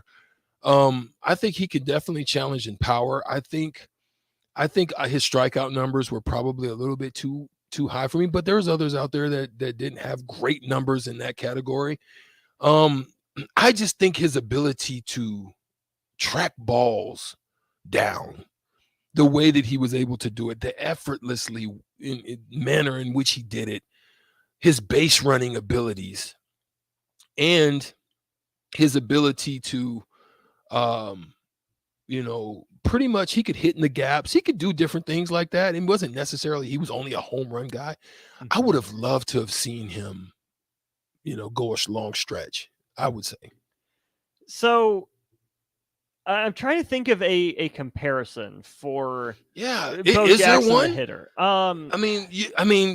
He's a little bit of Ricky and Dion along with Big Papi, and it's like he's a hodgepodge. He's like a freaking mixture of people, right? He's not necessarily anybody specific. As just a hitter, I would say he's like 80% of Albert Bell. Ooh, maybe. Ooh. Just as a pure hitter. Yeah. Athlete, I like where you went with that. I like where you went with that. Okay. Something like that. I can see that. So Albert Bell, again. Is he Ricky Henderson on base? How would he not be? Yeah. He could be. Yeah. Big as he is. I'm not getting in his way. But the thing that made Albert Bell so great was he didn't strike out a lot. At the beginning of his career, struck out about a quarter of the time, got it down to 1 in 5 times by his third year. And then he was down to 1 in 10 at bats by the end of his career, which is insane. Whereas Bo Jackson was still striking out 30% of the time all the way through his career, which, Bo Jackson still hit 250 in his career. An on-base percentage of 310 isn't overwhelming, but for a guy that strikes out that much to still get on base like that. Yeah, he's still respectable, right? Yeah, that you get away with it. And a slugging percentage of, 474, Solid. Good. So if you look at his overall OPS number, a 784 OPS plus of 112, that tells me Bo Jackson would have been in the All-Star conversation every year. It just depends on, did he start hot? I want to throw this out because Sauter Heyman text line 402-464-5685. If you're a baseball fan, somebody just popped into my head and I'm looking at this. And I really want your take on this. You probably didn't get a chance to see him play, but boy, oh boy, he was probably the toughest out in baseball, I think. And that was Tony Gwynn. Mm-hmm. If you've had a chance to just look at Tony Gwynn, I don't even know if they could have footage still on him because he was still, but my gosh, he was one of the guys I admired. When you're talking about hanging in there, getting behind on the count, putting something on the ball, just to even stay in there, make the pitcher work, not just chasing everything, over-anticipate, just hands that work through the zones, just so pretty. I thought Tony Gwynn was that, man. I didn't get to watch Tony Gwynn, but in terms of, pure hitters, just the art of being in the batter's box, in handling a bat, in seeing a pitch out of pitcher's hands, identifying it, and knowing in that split second what you can do with it, what you have to do with it to be successful. And say, me to hit 340 for a career, to have essentially, well, no, I mean, I'm looking at his career percentages. Crazy, bro. His career strikeout percentage. He struck out in 4% of all his plate appearances. 4%. He walked almost twice as much as he struck out. That's crazy. So that's why I was just sitting here thinking about that in my head, and I was like, he was the Don at the plate. When you saw Tony Gwynn at the plate, Austin, just think of you being a pitcher, knowing that like the analytics aren't anywhere like they are now. No. But just think about knowing when you step up on the mound that you've got to face Tony Gwynn, and I mean you've got to throw your best of best stuff. Like, your good stuff isn't just gonna work. No. You know what I mean? So your best of the best stuff has to work just to even have a chance to get him out, let alone strike him out. Oh, and by the way, even if you get him with the good pitch, he's still going to put it in play. And oh, by the way, he's fast enough to steal 56 bases in the season, so you still got to throw him out. He looked like Pillsbury Doughboy. You when you watch Tony Gwynn, you had to wonder, how the heck are you freaking stealing bases? He looked like the Pillsbury Doughboy. He looked like John Kruk without, yeah. Anyway, let me stop. It's just a thought. Okay, let's see. Trivia question for you. So Tony Gwynn played 20 seasons. How many years did he lead Major League Baseball in batting average? Out of 20 seasons? Yes. Text line, this is for you too. How many seasons out of 20 did Tony Gwynn lead all of Major League Baseball in batting average? Oh, I would have... Actually, let me rephrase. Sorry. There's a difference between leading the National League and leading all of Right. baseball. So how many times did he lead the National League? The National League. Yes. In batting average. You want to let them get in? You give a number, text line will give over under. Oh, National League. Yep. 11 times. I like it. Let's take a break here. Get Andrew Alex on the line. Maybe ask him that same thing. And we'll give you the answer to the trivia question when we get back. Again, over under 11 times for how frequently in his 20 seasons Tony Gwynn led the National League in batting average. Give us your answer. We'll call up Andrew Alex, talk all sorts of stuff with him next. The sweet relief of air conditioning after a hot day in the summer sun. For only $2.88 a day, LES helps power life's special moments and your comfort. Learn more at les.com/value.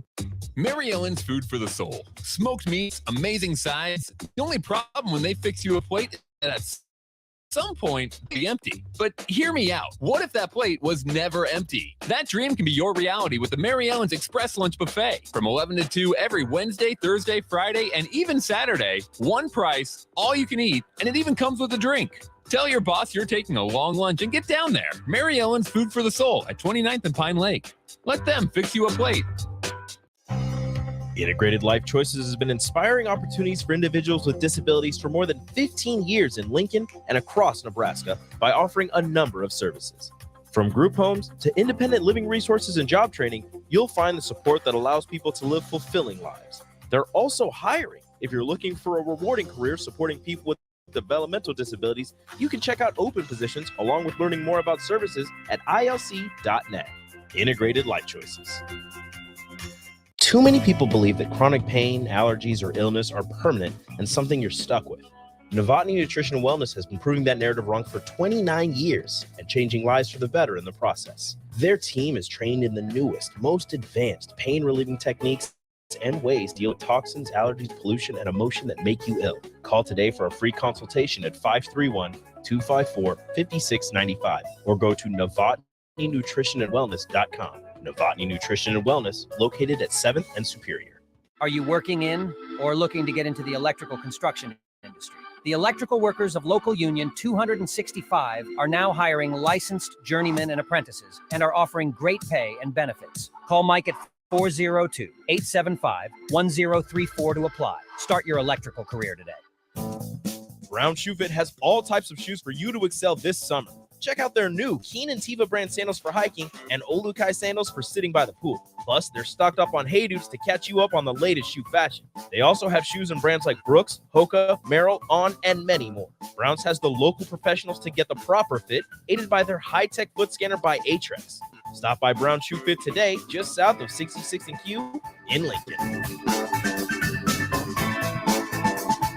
Rashawn Jackson here for Bauer Infrastructure, a veteran-owned local company proudly serving Lincoln, Lancaster County, and the surrounding areas. Bauer provides quality work at an affordable price, and they're growing rapidly. If you want to experience a career with a fast-paced, family-friendly environment, visit BauerInfrastructure.com. They have top-of-the-line benefits, year-round work, even through the winter. Bauer, usher in the new era of infrastructure to an area near you. And as always, go Big Red!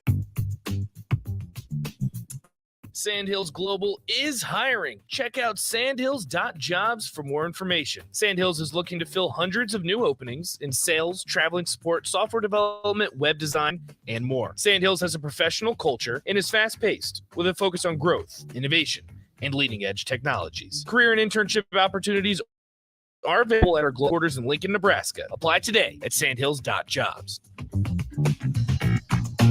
Rosie Sports Bar and Grill. Open for lunch and dinner at 10th and P or at 1501 Center Park Road. Junior Achievement of Lincoln inspires and prepares young people for success. Learn more about the people involved in the organization and the success stories over the years each Thursday from 7 to 8 p.m. for the Junior Achievement Hour on 93.7 The Ticket and theticketfm.com. Old School with BP and J. How many do you think Bud has left in it? Bud's the only one that knows, but I would imagine that Bud is at the one.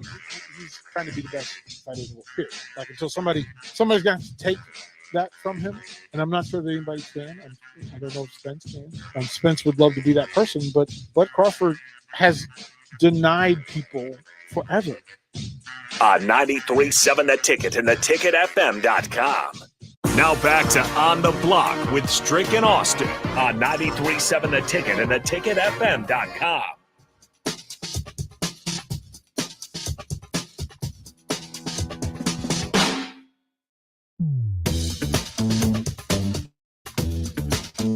We're back here on 93.7 The Ticket, theticketfm.com. Austin Norman and Eric Strickland with you on the block.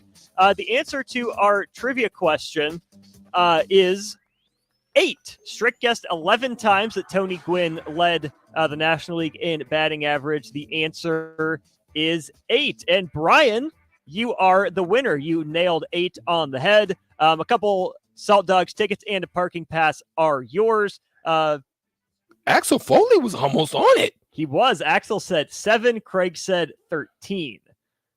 So, yeah, Brian, again, a couple tickets are yours. Congratulations on that. Strick, I'll ask you this one, too, just for kicks. He led the National League 8 times. How many times did he lead all of baseball? 4. 3. Oh. So close. Yeah. We did also have this come out right now. Strick, an email from Keith Mann. Appreciate Keith doing this. But the Big Ten schedule release, we have that out. Nebraska's opponents in 2024-2025. Let me see here. Get it pulled up.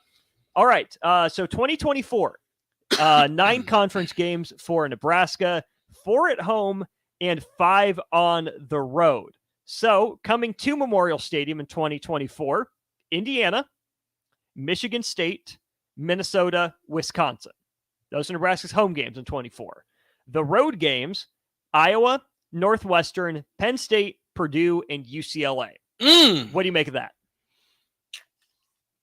I like it. I've never been to the Big House. That might be one. I have a nephew. Shout out to Tim Grayman and my nephew out there, and he's attending Penn State. That might be one I might have to make a road trip on.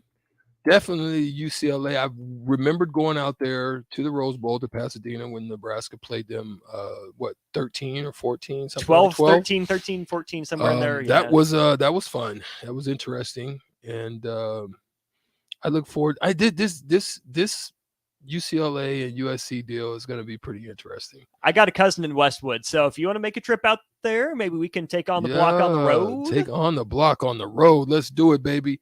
Then remember what do they do? I can't remember how it go, but them doggone USC folks throwing up them twos or whatever the victory. It's the V, they say. I don't like it. So yeah, that's the 2024 schedule. The 2025 schedule: 5 home games, 4 on the road in conference. You get Illinois, Iowa, Michigan, Rutgers, and UCLA at home in 2025. Why are they giving us these garbage home games? I need more, some freshness in here. You get Iowa and Michigan. I don't want no Illinois and no boo. Okay, go ahead. Your road games in 2025, Strick. Are you ready for this? Talk to me. You go all the way east to College Park to play Maryland. Ooh. You go to J. Foremanville, Minnesota. Ooh, Minneapolis. You go to Columbus to take on the Bucknuts. The shoe. And you go to USC. Oh my gosh. Boy, Coach Rule, you better you better get stacked and packed, baby, because that right there is not going to be easy to hit. That's going to be a tough one. That's a tough schedule. The schedule seemed to be really, really not, you used to be able to look at the schedule and kind of say, I might be able to squeak by if I got some talent. You looking at these, you got some work to do, baby. You better get it up and running pretty quick. Yeah. So again, this announcement just took place or is taking place since we're on the air here. But the Big Ten said the schedules were developed based on what they're calling a Flex Protect Plus, which sounds funky, hokey, sounds weird, very hokey. But anyways, the common English version of it is each school got to choose, which games it got to protect, and it could be a different number. Nebraska had 1 game that it protected, and that was Iowa, which makes sense. Nick and I were talking about this a little bit on Happy Hour. Nebraska doesn't have many rivals in the Big Ten. No, the closest one to it is Iowa. Yeah, that's there. You wanted Wisconsin to develop into one, it didn't. You don't like Minnesota, but that's not a rivalry. You don't have any others with anyone in the West. Michigan, Illinois, no. Purdue, no. Northwestern, no. You had a really good series with Michigan State in the Legends and Leaders days, but not enough for Michigan State to want to, come back to that and protect it over Michigan. So here's the crazy thing about that, though. Michigan State consistently is trying to make Michigan the rivalry, but Michigan keeps going, and they keep saying Ohio State. It's Lakers Clippers. Right. They're like Ohio State. They're like looking at Michigan State like Ohio State. They keep just doing them like that. Now Michigan every now and then will go up and clip them, and it's their best game ever type of deal. But yeah. Here's a list of the protected rivalries. Give me a quick thumbs up, thumbs down, a clap, or a boo for all these rivalries. Illinois Northwestern. Boo. Illinois Purdue. Is that a Iowa, Minnesota, Indiana, Purdue, Iowa, Nebraska. Which one? What's the top one? Woo! Woo! Ric Flair. Woo! Okay. There we go. Iowa, Wisconsin, Maryland, Rutgers. You have Michigan, Michigan State. Minnesota, Wisconsin. Woo! Michigan, Ohio State. Woo! USC, UCLA. Woo! Not a bad list there. Not bad. Maryland, Rutgers is weird. I don't think that's a traditional rivalry. Is that him? I assume so. Let's go to the Allo VIP line. Welcome in our guy in ACC country, Mr. Andrew Alex. Andrew, what's going on? What's going on? Sorry, I got a call from the boss man right before when I was calling. Go on there, and I, you don't want to tell the little boss man to kick rock. So I let him say his piece, and we move forward. Andrew Alex, good to have you as always, man. We've been talking about quite a few things over here today. I just want to talk about the schedules that have come out. What do you think about, our rivalries still exist? Like, that's really the question I want to throw out to you, because do rivalries still exist? And if they do, where do they exist? Because it seems to me, especially in professional sports, it's become a rivalry of personalities or people. And in sports, as far as professionally in football, are there still rivalries? And we know that there's still some in the ACC. I would like to find out where those exist. Is it more in basketball or in football? Who they are? Because we just had trouble finding out who the rivalries are right here in the Big Ten, let alone anywhere else. What's your thoughts on that as far as rivalries are concerned these days? Do they exist? Yeah. So, I mean, definitely a lot of prongs to that question there, Strick. And I don't think there's any easy defined answer for it, if you will. I mean, if you look at the professional level, I think that you made an excellent point there. I mean, all right, Strick, I'll tell you this. What rivalry in the National Basketball Association, what's the biggest rivalry in the last 20 years? It would have to be Lakers Celtics. Cavs Warriors? Yeah, maybe I should have said last 10 years, but yeah, I was going to go with Cavs and Warriors. Two teams that rarely ever play each other, but because of a timepiece, because of individual, talented players, and the fact that, for a 5-year period, well, 4 years, but, kind of like 5 years, it was those two teams in the NBA Finals each and every year, representing that duality and two very different kinds of teams and, two very different kinds of stars and two very different parts of the country. It all centered around that. But now, they're not really rivals anymore. Like, the rivalry started in 2014 and it ran through 2019, and that's that. Yeah. So, that's pretty crazy, but that's just, the reality of the situation on the ground. So I think, but at the same time, right, like, I think that in the internet age, when things are so nationalized, in every aspect of life, sports, culture, politics, you do focus on that, but regional ties still do exist, right? Like, my father, I don't know if I ever told you this, Strick, is a Duke alum. Mm-hmm. Let's go. And he just truly, passionately hates North Carolina. The University of North Carolina and everything they stand for. Yeah, no doubt. Because that's everlasting. Like, that's never going anywhere. Wise man. Yeah. Two schools down the road from each other with premier basketball programs competing against each other. It is, or even in,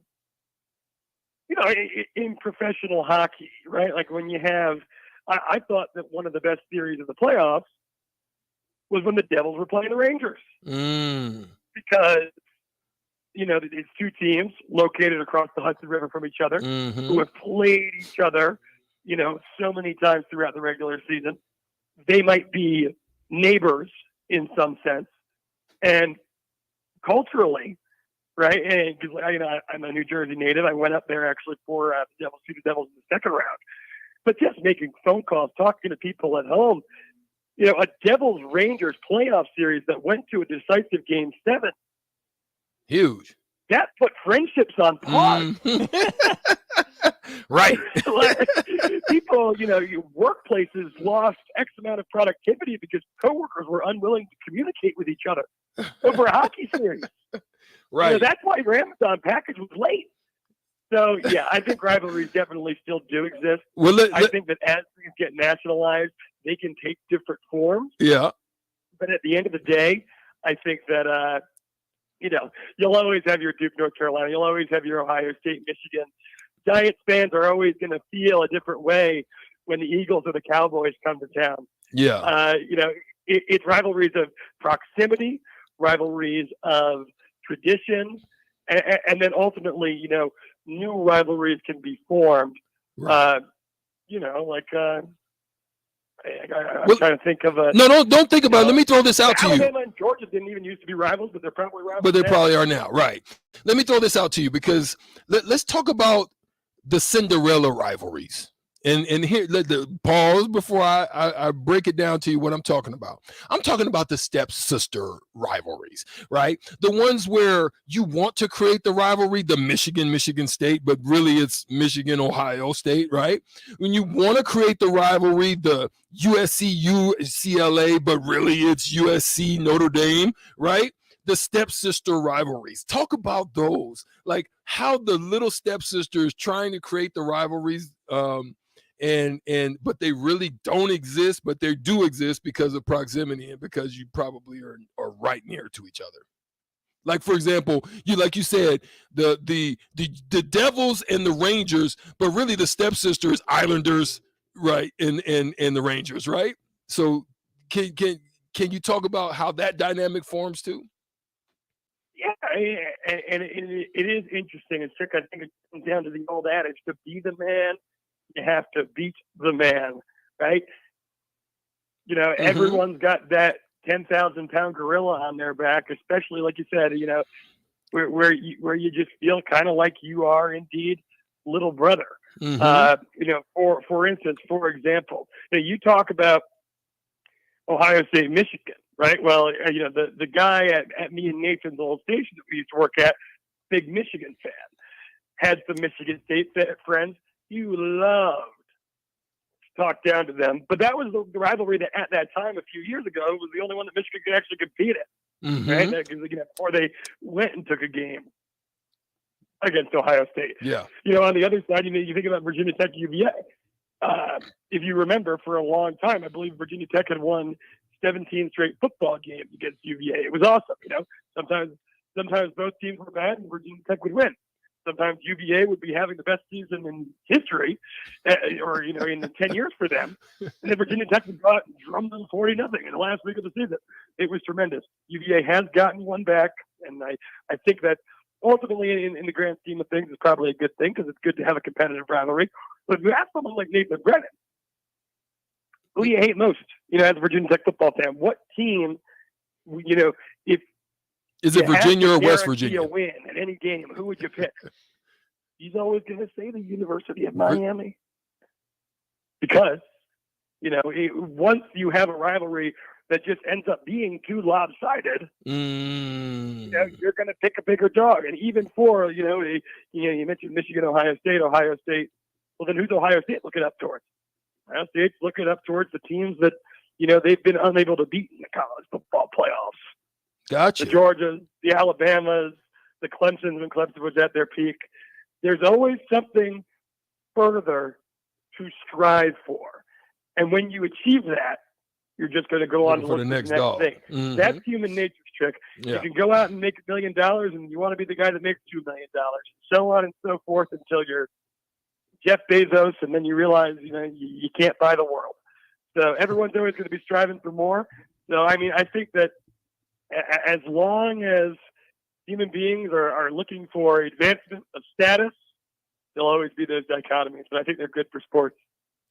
Andrew, we're talking a lot about schedules because the Big Ten just came out with its model for the 24 and 25 seasons. SEC Media Days, there were headlines about that conference sticking at only 8 games. But I want to loop your ACC expertise into this, because I wouldn't have been shocked to see the Big Ten go 3-6-6, whereas the ACC goes 3-5-5 just based off of numbers in conference.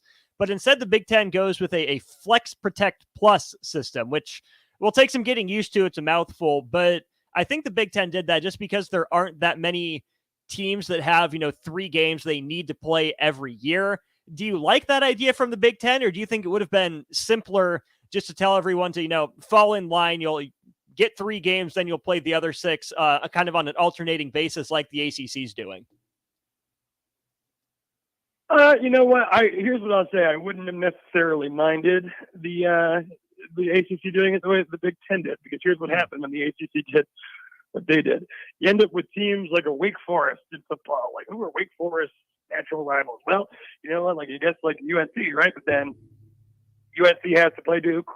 UNC's got a long-standing rivalry with Virginia, and it just gets really complex. And people end up getting, like, for instance, I used the Nathan Brennan Miami example earlier. Nathan Brennan devastated that we didn't get Miami as one of those locked-in games of those three teams. But the reality is Miami's got to play Florida State. We have to play UVA. And then we're a closer natural rival to Pitt. And then we just got stuck with Wake Forest because they couldn't find three natural rivals to Wake Forest. We're the closest team geographically to them other than those teams in the triangle, between NC State, Duke, and North Carolina, who I believe, by the way, they're already, they have two of those guys in there. So it overcomplicates things. And, with the randomness of the Big Ten, who you pulling out to be the two locked-in games for USC and UCLA? It'd be kind of hard to manufacture that, if you will. So I think the direction the Big Ten is going, where it seems like they already don't really care that they're going to have teams out in California and teams in New Jersey, and that we're going to have to fly the women's volleyball team from UCLA to Rutgers to play regular season games. So I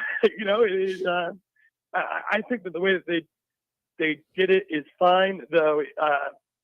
I do like some of the consistency, knowing that at least every year Virginia Tech's going to be able to play Pitt, Virginia Tech's going to be playing UVA, Virginia Tech's going to be playing Wake Forest, I guess, which all drivable games if you're in Blacksburg or in the Wake Forest case for me and someone who lives in the state of North Carolina.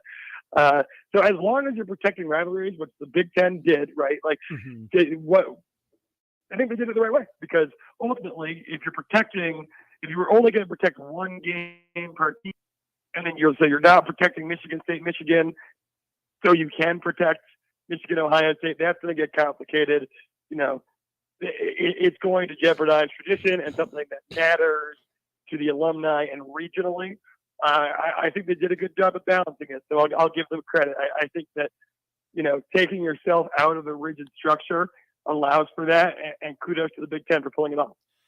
You mentioned the, pulling the two games for the teams out west, but then I'm glad you brought up the, New Jersey, Pennsylvania, Maryland wing of things, because, Maryland and Rutgers is the, previous two newest additions to the Big Ten are in the conference. They're not leaving. They don't have any, true natural rivals in the Big Ten. That's the game that got protected for those two schools, was that Maryland-Rutgers game that absolutely no one in their right mind is going to confuse as a legitimate rivalry. So I think to some degree, the Big Ten made the best of a situation it put itself in by expanding so far. I mean, it's clunky, but it's about as, WD-40 a clunker as you can get, right?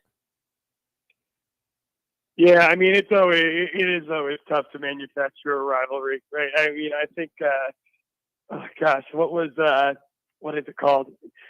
Austin, you'll remember this, maybe, right? When they tried to make a trophy game out of UCF versus UConn. The civil conflict. Yeah. Yeah, it's like, you can't manufacture it.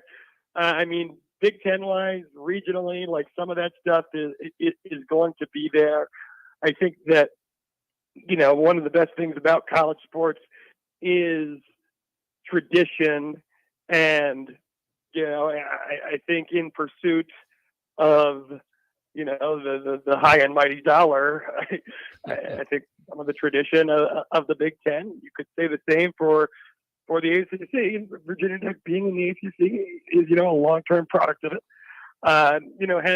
has been jeopardized. But I think it's in the best interest of the conference to try to manufacture these rivalries. I think it's in the better interest of the conference to, try to elevate these teams moving forward, get to the point where maybe one day a Rutgers Maryland game could mean something. I don't think we're anywhere close to that, but it's not impossible. Sure. So I think that, because at the end of the day, Maryland and Rutgers and New Jersey aren't fundamentally that close. It's like a 4-hour drive. There's in the world, it's not like a 4-hour drive in Nebraska, right? There's a lot of people in that 4-hour drive that care about totally other things than Rutgers or Maryland that are in there. But the number one thing that can create a rivalry outside of tradition, which obviously you can't create tradition because tradition is something that comes from the past, and proximity, which the rivalries of proximity are going to tend to have already existed. Playing games that matter, playing games that mean something, right? So, at the end of the day, that's what it comes down to. And you think about it for. Like in basketball, the Duke fans don't love Virginia Tech because Virginia Tech on the hardwood gives them a run every year. It's like it is what it is. That wasn't. I wouldn't call it a rivalry yet, but it's turning into somewhat of a rivalry over the course of the last 10 years because they've played games that mean something. Because the little brother showed up and put himself out there. So it's the science of rivalries, not what I thought we were going to talk about today, but it's been an interesting conversation. It's been fun. Andrew, we got to hit a break here before we wrap up our show. Thanks for your time. Thanks for balancing your work life and your fun with us. We appreciate you coming on, and big thank you for bringing up the civil conflict and Bob Diaco's role in that. No problem, guys. Sorry I was a little bit late. I will be in approximately looks like 2 hours actually now. Nathan is on a plane. He will be landing in Charlotte, and then I will be driving with him to Folly Beach, South Carolina, where we're going to one of our old buddies from Tech's bachelor party. Should be a wild weekend. Hopefully I come out alive. Strick will send you some Snapchat. All right. Yes, sir. Always good to hear from you. Andrew Alex, 247 Sports, always joining us here on Thursdays. Usually great content, great information. We got to take a break. Old School crew will be in the building for the crossover right after this. We'll be right back on the block. Brown Shoe Fit has all types of shoes for you to excel this summer. Check out their new Keen Tiva brand sandal king and Olukai sandals for sitting by the pool. Plus, they're stocked up on Hey Dudes to catch you up on the latest shoe fashion. They also have shoes in brands like Brooks, Hoka, Merrell, On, and many more. Browns has the local professionals to get the proper fit, aided by their high-tech foot scanner by Aetrex. Stop by Brown Shoe Fit today, just south of 66 and Q in Lincoln. There's nothing quite like the Mercado by Certified Piedmontese beef. The Mercado offers unique ingredients you can't find anywhere else, open every day from 8 a.m. to 8 p.m. The full-service butcher shop and retail store is wonderful for meat lovers with their exclusive Certified Piedmontese beef and assorted sausages, plus other quality meats, including pork, chicken, and a wide range of the freshest seafood. Plus, every Friday from 11 to 2, the Mercado serves up the best lunch in town on their Friday Feast menu. Stop in at the Mercado today at 84th and Havelock or visit their website at cpmercado.com to see current deals. Rashawn Jackson here for Bauer Infrastructure, a veteran-owned local company proudly serving Lincoln, Lancaster County, and the surrounding area. It provides quality work at an affordable price, and they're growing rapidly. If you want to experience a career with a fast-paced, family-friendly environment, visit BauerInfrastructure.com. They have top-of-the-line benefits, year-round work, even through the winter. Bauer! Usher in the new era of infrastructure to an area near you. And as always, go Big Red! Start your Sundays off right with Jeff and Nicole Essink on Fitness Fanatics. Jeff and Nicole discuss health and wellness, how to achieve fitness goals, and more through the life of gym owners and gym goers. It's Fitness Fanatics from 9 to 11 a.m. on Sundays on 93.7 The Ticket and theticketfm.com. Rosie Sports Bar and Grill, open for lunch and dinner at 10th and P or at 1501 Center Park Road. Save money on energy-efficient equipment with the LES Sustainable Energy Program. Nearly half of the financial incentives are still available for qualifying projects. View incentives and learn more at les.com/SEP. Y'all feeling lucky? Luke Combs here, and I have an exclusive opportunity for you to win $500,000 by joining me in the Living Lucky with Luke Combs lottery experience. When it rains, it pours for lucky fans and lottery players who enter to win a chance of a lifetime. Join me in Nashville at the iconic Ryman Auditorium. Lucky winner will have the chance to walk away with at anylottery.com. Ticket top prize odds 1 in 128,000. Integrated Life Choices has been inspiring opportunities for individuals with disabilities for more than 15 years in Lincoln and across Nebraska by offering a number of services. From group homes to independent living resources and job training, you'll find the support that allows people to live fulfilling lives. They're also hiring. If you're looking for a rewarding career supporting people with development, you can check out learning more about services at ilc.net. Integrated Life Choices. Mary Ellen's Food for the Soul. Smoked meats, amazing sides. The only problem when they fix you a plate is that at some point, that plate will be empty. But hear me out. What if that plate was never empty? That dream can be your reality with the Mary Ellen's Express Lunch Buffet. From 11 to 2 every Wednesday, Thursday, Friday, and even Saturday. One price, all you can eat, and it even comes with a drink. Tell your boss you're taking a long lunch and get down there. Mary Ellen's Food for the Soul at 29th and Pine Lake. Let them fix you a plate. Big box stores are tempting for buying equipment for your high schooler in sports or for yourself in your sports leisures. But buying new is awfully expensive. Why not go somewhere with new and used options? Play It Again Sports is quality, slightly to gently used equipment, and 50% of their inventory is actually new equipment. And it's more than baseball, softball, and golf. They also have equipment for disc golf, fitness, hockey, and more. Plus, they're always buying products. Bring your gear you're done with and get trade money on the spot. Play It Again Sports at 48th and Vine. The weather is hot, the kids are out of school, and you're on your way to the lake and summer road trips. Are you getting to your vacation spot comfortably, or is your car letting you down? Mullen Motors Lot is full of great vehicles to take home, so you don't have to worry about your current car barely surviving another road trip. Come check out their lot north of 48th and find your next ride. Mullen Motors. Mullen Motors.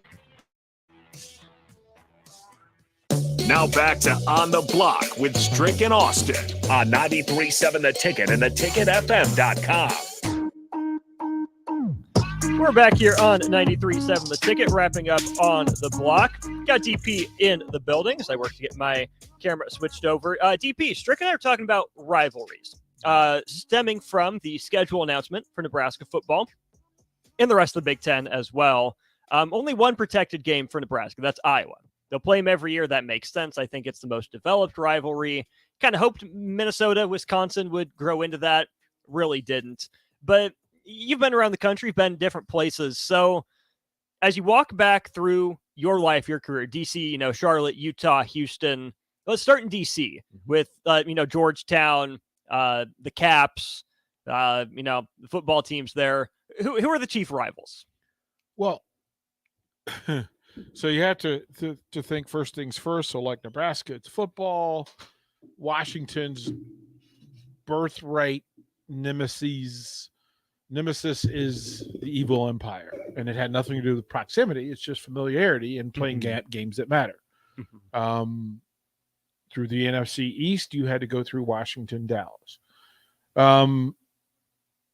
Depending on who got good, and there was a time when it was Washington Giants. So think LT versus Joe Jacoby, LT versus the Hogs, Sims Hostetler versus whatever version of quarterbacks that went through.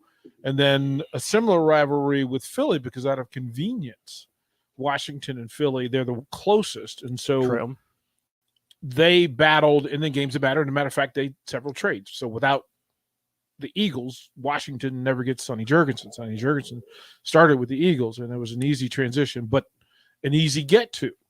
Washington hockey, the Caps, they tried to build it with the Rangers. The Islanders became a thing first. They weren't on the Flyers level. So until they got good, there weren't real rivalries because the Caps didn't do their part. Now it's the Penguins. Like Penguins, it's a natural. O.V. Crosby, like Lemieux, like it always banged through. So that was the thing. Baseball, the real rivalry, and it's kind of like Nebraska and Creighton. The real rivalry is the Nationals and the Phillies, because the Philly fans would get in their car because it's close, and they would come down, and they were better than the Nats for all that time. They'd come to D.C., take over Nats Park, and everybody would complain. They literally blocked Philadelphia area codes and zip codes from purchasing tickets. So that's how deep that ran. Then Washington got good, won the title. Oh, now Trey Turner and Bryce Harper are now in Philly. You suck again. So you go ahead and get your ID and we can go back to it. This is Lincoln's home for sports talk on the FM dial. The home of Kansas City Royals baseball. KNTK FM Firth, 93.7 The Ticket. So the natural matchup is Washington. The quality of play matchup was the Phillies. But the real matchup back in the day was the Senators and the Orioles. Right. Because they were close. And Washington, it happened with the Redskins and the Colts, but the Colts were always better. The Baltimore Colts were always better. So even the Johnny Unitas days, so it was Johnny versus Sonny. You either loved Sonny Jurgensen or Johnny Unitas. You couldn't love both. Then it was Burt Jones and Billy Kilmer. Always hurt Burt. Like we even came up with that name for him as he got beat up. And then when the Redskins got good, Colts jetted. You bounced. You left town, you cowards. In Sorry. the middle of the I night. wasn't around for that. In the middle of the night, you losers. You ran from us. Shocker. The Ursays were impulsive. Right. And then it became the Eagles again for matchup sake. So basketball, the Bullets actually partnered with Baltimore. So they were the Baltimore Bullets. And then we stole them and turned them into Washington Bullets. There's no. What about the Hoyas? The Hoyas fought themselves. They fought themselves because they were almost irrelevant. They were just a Catholic school up on the hill, while Maryland was the UCLA of the East. And Maryland had natural ACC rivalries. So Virginia being closest, Carolina, the lefty Dean Smith rivalry was as good as their get. Coach Sloan, when he was at NC State. So North Carolina State is the stepsister rivalry to North Carolina. Like they're the redheaded stepchild of Tobacco Road. It's everybody's rivalry in the ACC was Carolina, and then it was Virginia. And then when Terry Holland came through and Ralph Sampson came through, it fixed it. Like it was a natural fix. But then because of big men, it became Georgetown, Virginia, because Ralph Sampson, the greatest game played in that era was Virginia, Georgetown, Ralph Sampson versus Patrick Ewing at Capitol Center. They moved it from Georgetown, they moved it from UVA, put it at Cap Center, sold it out. As a matter of fact, that might have been the biggest pay-per-view since UCLA Houston Elvin Hayes Lou Alcindor. Wow. That the pay-per-view for the Twin Towers was everything, which led to Georgetown, Akeem, and Houston. So yeah, the rivalry, but rivalries only matter if you do your part. Nebraska doesn't have any rivals because it hasn't done its part. Like women's sports has rivalries. Nebraska volleyball and Wisconsin, even Minnesota. That's a real thing because it's mattered. Softball, look, they look at each other now. Like they look at each other funny. And look, Nebraska Northwestern got things to say about each other, right? And it's women's basketball against Michigan because they've done their part in carrying that through. There is no, like, we hope there's an Nebraska-Iowa rivalry in basketball. There's not one in baseball. Right. Baseball, I would think that the real rivalry is Maryland. Because Maryland has been, if you mirrored a program, Maryland is actually in the Big Ten. Oh, we need to measure ourselves against them. And they're the ones that are making regular residents in Omaha, celebrating in your town, in your state. So if I'm Will Bolt, I need to measure up. It's nice to beat up on Northwestern, Wisconsin, and Iowa, but my real target, it's not them. It's not them. Like it just isn't. So for football, I think the fans have made Iowa the rival because they're of proximity, but it became a rivalry again in November. Like you went and took a trophy, you went to their party, you drank their booze, you took their girls, and then you came back to Lincoln, Nebraska. So now when they come in, they come and get, and it has value. But the other thing is, when you look at that new schedule, Nebraska didn't win, bro. They didn't win in the scheduling. That's 2025. Yeah, they we get just were talking USC, about that. UCLA, Ohio State, and Michigan. Yeah. That is look, we said that's year 2 of Matt Rule. And said Matt Rule got to step up. Think about this. If Matt Rule goes 8-4, he's still only going to be favored in 4 games the following year. If he goes 8-4, Mm-hmm. he's probably not going to be favored in more than 4 games the following year. If he goes 4-8, he may only be favored in the games that the non-cons. non-cons. Right? And then Colorado might, not may have gotten better over them last 2. You're gonna bet on that they're gonna be better Yeah. in year 2 than the year 1. Yeah. And we don't know. Like, do you expect Nebraska to beat Colorado in year 1? Yeah, we don't know. Text line, let me know if you think Nebraska. Are you willing to wager that Nebraska beats Colorado in year 1? And again, it'll be a full split. It'll be a full split because it's appropriate. Like, we don't know about either one. And you can say one team won 1 for one game, 1-4, but one changed the entire roster and got better at every position. One changed most of the roster, and I'm not sure you got better at every position. We had that conversation. We touched on it a week or so ago. Can you name a position where Nebraska football is definitively better this season than they were last season? And it's only because of the people who came back in the defensive backfield. Craig throws on the text line, and this is something to consider too, because it isn't easy over here as well. He said one thing that we're failing to mention is what volleyball looks like. Well, we were talking about it back in the office. So that from a schedule standpoint, look, John Cook doesn't care who's on the schedule. Like, another part, let's go. He's earned the right to not care. Yeah, that's a built program. Softball. Oh, you get to go to UCLA and play in USC and USA warm. and play in warm and build some new relationships, and it helps you recruit. Yeah. In California, because it's such a big state. It's such a big state, and they'll see, hey, and we're the closest thing. Yeah, there's a place that we can go, right? We can go, and my folks can watch me, on the network, and it's not that difficult to do. And it should help Matt Rule recruit California. Yeah. But it's also going to hurt. It's going to hurt because the California talent's going to see their friends at USC and UCLA, and if Nebraska's not handling them, they're not coming. They're not coming. Yeah. Like, that's been proven. Look, I did this dance in Utah and try to explain to people, you go into Pac-12, yes, you have a greater recruiting pool and more pull in the pool if you do your job and win. So Utah said, showing up ain't enough. Okay, bet. Like, let me go to USC. Let's ride. And then you go in there and go, well, look, wait a minute. They having fun. And then for the parents, it's, well, do I want to keep my kid in Compton or do I want to send him to Salt Lake City where they can chill a little bit? There's less trouble. All right. Same thing applies for Lincoln.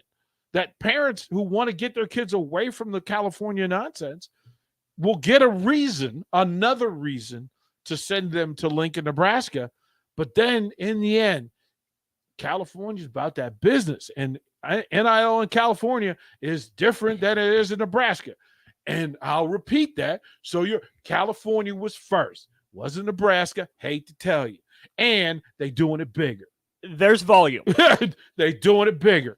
It's set up for athletes to get theirs in California. That's not going to change no matter what dumb out on the news talk about today from the NCAA. Like, I want to just throw something at my screen. Baker, the president? Yeah, dumb Baker. Come on, man. Like, I got a full rant about that dude.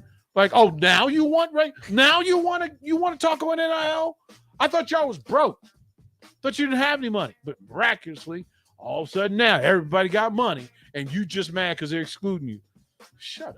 They got a downgrade from drying their tears with Ben Franklin's just down to regular 50s. You pimped them kids for a long time, and the kids grew up, and now you look stupid. What's coming up on Old School? Schedule. Like, there's a lot of that to talk about. Lots of moving parts in it. And yeah, you got to talk about the new lineup, the new schedule, and hoops.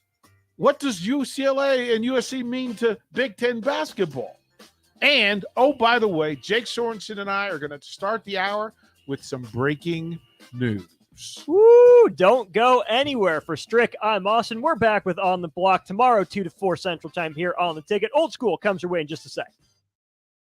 Big box stores are tempting for buying equipment for your high schooler in sports or for yourself in your sports leisures. But buying new is awfully expensive. Why not go somewhere with new and used options? Play It Again Sports has quality, slightly to used equipment, and 50% of their new equipment. And it's more than baseball, softball, and golf. They also have equipment for disc golf, fitness, hockey, and more. Plus, they're always buying products. Bring your gear you're done with and get trade money on the spot. Play It Again Sports at 48th and Vine. There's a lot of realtors in Lincoln, but don't get overwhelmed by all the names. Ben Bleicher with Professional Realtor Group at Berkshire Hathaway Ambassador Real Estate is your go-to option when buying or selling residential and commercial property. Ben's team offers unbeatable customer service and promises to make the buying and selling process as stress-free as possible. Call Ben today at 402-419-6309 for all your real estate needs. Ben Bleicher with Professional Realty Group at Berkshire Hathaway Ambassador Real Estate. No pressure, just professionalism. Save money on energy-efficient equipment with the LES Sustainable Energy Program. Nearly half of the financial incentives are still available for qualifying projects. View incentives and learn more at les.com/s. Brown Shoe Fit has all types of shoes for you to excel this summer. Check out their new Keen and Tiva brand sandals for hiking and Olukai sandals for sitting by the pool. Plus, they're stocked up on Hey Dudes to catch you up on the latest shoe fashion. They also have shoes and brands like Brooks, Hoka, Merrell, On, and many more. Browns has the local professionals to get the proper fit. A high-tech foot scanner fit today just south of 660 in Lincoln.